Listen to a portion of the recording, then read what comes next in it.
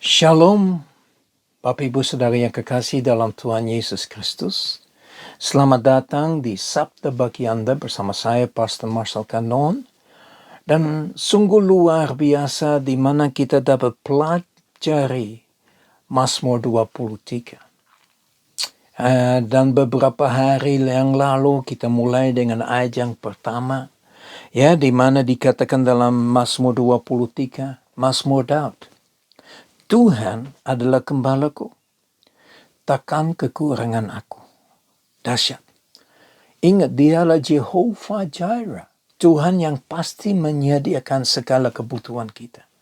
Apakah kita percaya bahwa Tuhan yang menyediakan segitu banyak hal, mana bagi orang Israel, anak bagi Abraham dan Sarai, dan segitu banyak hal yang lain yang Tuhan sediakan.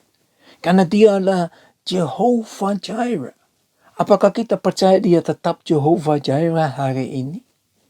Apakah kita tetap percaya bahwa Tuhan bisa menyediakan segala kebutuhan kita? Takkan kekurangan apapun juga. Kemudian kita bahas ayat yang kedua, dikatakan begini, Ia membaringkan aku di padang yang berumput hijau. Ia membimbing aku ke air yang tenang. Pelajari Bapak Ibu Saudara yang kekasih dalam Tuhan Yesus Kristus, bahwa Tuhan itu membaringkan kita, Tuhan itu membimbing kita. Dan itu yang Dia mau, untuk membawa kita kepada yang benar, ke air yang tenang. Di tengah angin ribut, bisa terjadi air yang tenang karena Tuhan ada bersama-sama dengan kita. Sebentar lagi kita akan mengingatkan di hari Natal tentang Immanuel, Allah menyertai kita. Allah tidak pernah meninggalkan kita, Bapak Ibu Saudara yang kasih dalam Tuhan Yesus Kristus. Dia tidak pernah melupakan kita. Dia Immanuel, Allah menyertai kita terus menerus. Ya, dia tetap setia di saat kita nggak setia. Dia tetap setia untuk menerima kau kembali, untuk mendengarkan kau berkata, Bapa, aku benar-benar minta maaf. Aku telah menjadi jauh daripada engkau. Aku telah meninggalkan kasih mula-mula. Nah, ayat yang ketiga. Ya, ayat yang ketiga kita baca. Dikatakan, ia menyegarkan jiwaku. Ia menuntun aku di jalan yang benar oleh karena namanya. Yang pertama, ia menyegarkan jiwaku. Bapak, Ibu, Saudara yang kekasih dalam Tuhan Yesus. Hari ini mungkin Anda stres. Mungkin Anda khawatir. Mungkin Anda merenungkan, aduh gimana. Mungkin Anda sudah bilang, aduh sudahlah, biar semuanya berlalu. Hari ini saya mau sampaikan kepada Anda, kepada saudara, bahwa Tuhan menyegarkan jiwamu bila saudara benar-benar mengizinkan.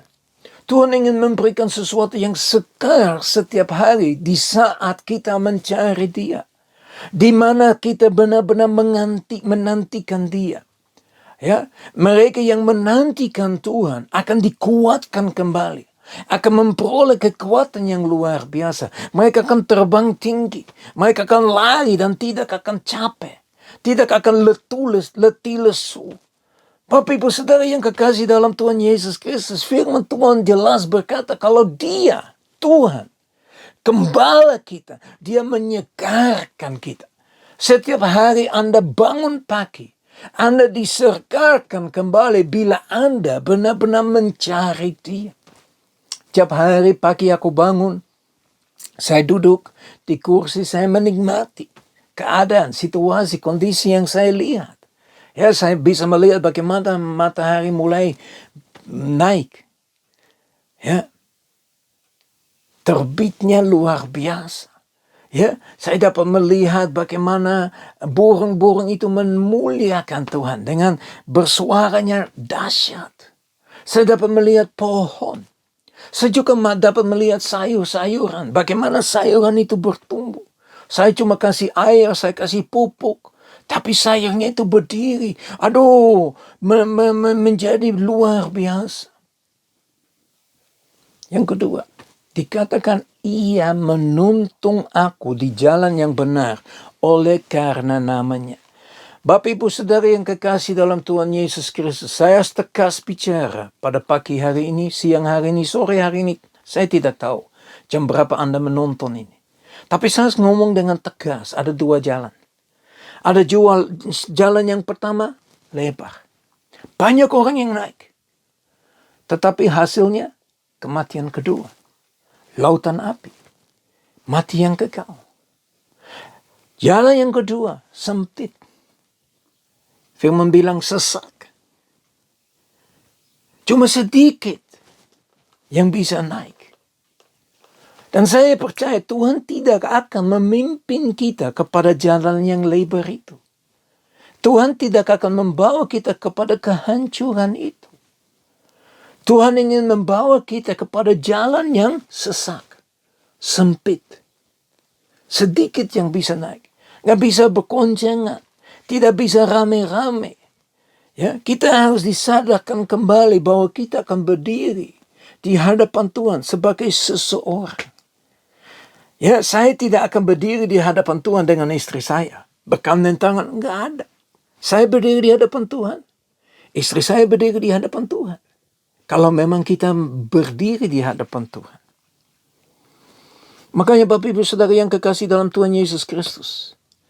Firman Tuhan ini berkata, kalau Tuhan benar-benar menjadi gembalamu, ia akan membawa, ia akan mengarahkan, ia akan menuntun. Ayo sini, jalan ini. Dia akan menuntun kita kepada jalan yang benar. Dia akan menunjukkan kepada kita apa yang kita harus lakukan. Jangan diombang-ambingkan oleh perkataan A, B, C. Tapi benar-benar berjalan sesuai dengan rencana dan kehendak daripada Tuhan Yesus Kristus. Karena Tuhan Yesus ingin memimpin kita. Tuhan Yesus ingin membawa kita, menuntun kita, menyegarkan kita. Luar biasa. Ya, kalau kita lihat dalam 3 ayat ini sudah dahsyat sekali kalau kita renungkan dengan benar. Ya, yang pertama takkan kekurangan. Yang kedua, ya, ia membaringkan aku. Yang ketiga, ia membimbing aku. Yang keempat, ia menyegarkan aku, jiwaku. Ia menuntun aku di jalan yang benar. Oleh karena namanya. Bukan karena kamu yang hebat. Karena kamu yang dahsyat. Karena kamu yang luar biasa. Bukan karena saya orang hebat. Saya orang biasa-biasa saja. Saya bukan hebat. Tuhanku yang hebat. Makanya dalam firman Tuhan dikatakan, oleh karena namanya. Perhatikan dengan baik-baik. Oleh karena Yesus. Ya, kita tahu di dalam Yohanes dikatakan karena begitu besar kasih Allah untuk Anda dan saya. Ini kasih Allah daripada Bapa di surga. Dan dia mengutus anaknya Yesus Kristus. Sebentar lagi, tadi saya sudah bilang kita akan merayakan Natal.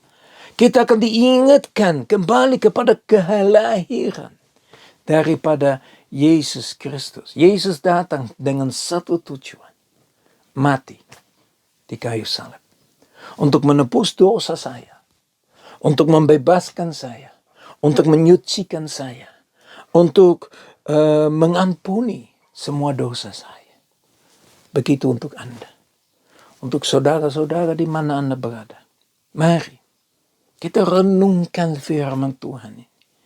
Betapa hebatnya Mazmur 23 itu. Dan Tuhan mau ini semua karena namanya. Karena siapakah dia. Dialah Alfa dan Omega. Yang awal dan akhir. Yang pertama dan yang terakhir. Mari kita kembali kepadanya. Bapak Ibu Saudara yang kekasih dalam Tuhan Yesus Kristus, mungkin Anda hari ini udah meninggalkan kasih mula-mula. Please tolong berbalik ke jalan yang benar. Ya, bila kita mengakui dosa kita, Tuhan akan mengampuni kita, akan menyucikan kita seolah-olah tidak ada dosa.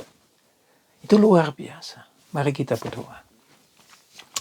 Bapa kami yang di surga, kami bersyukur dan muliakan Engkau Tuhan. Terima kasih Bapa atas kasih-Mu, atas pertolongan yang Engkau berikan kepada kami. Terima kasih atas segala sesuatu yang Engkau ungkapkan kepada kami Tuhan.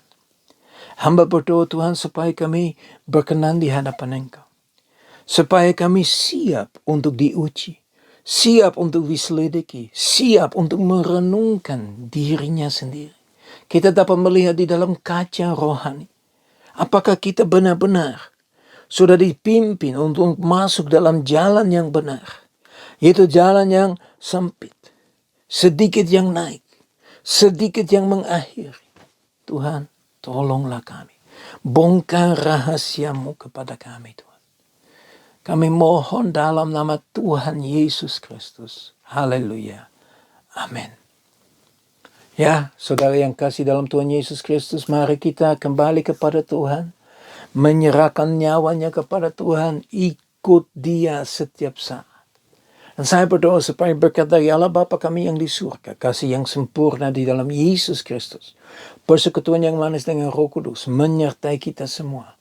Mulai saat ini sampai Maranatha Tuhan Yesus datang kembali. Bahkan selama-lamanya. Sekali lagi shalom. Sampai ketemu besok. Ya, supaya kita benar-benar mempelajari lebih dalam lagi. Anda baca Mazmur 23 supaya Tuhan dapat bicara kepada Anda. Tuhan kita luar biasa. Tuhan kita adalah Tuhan yang dahsyat. Tuhan kita adalah Tuhan yang layak disembah, ditinggikan dan dimuliakan. Ya, mari sampai besok. Shalom.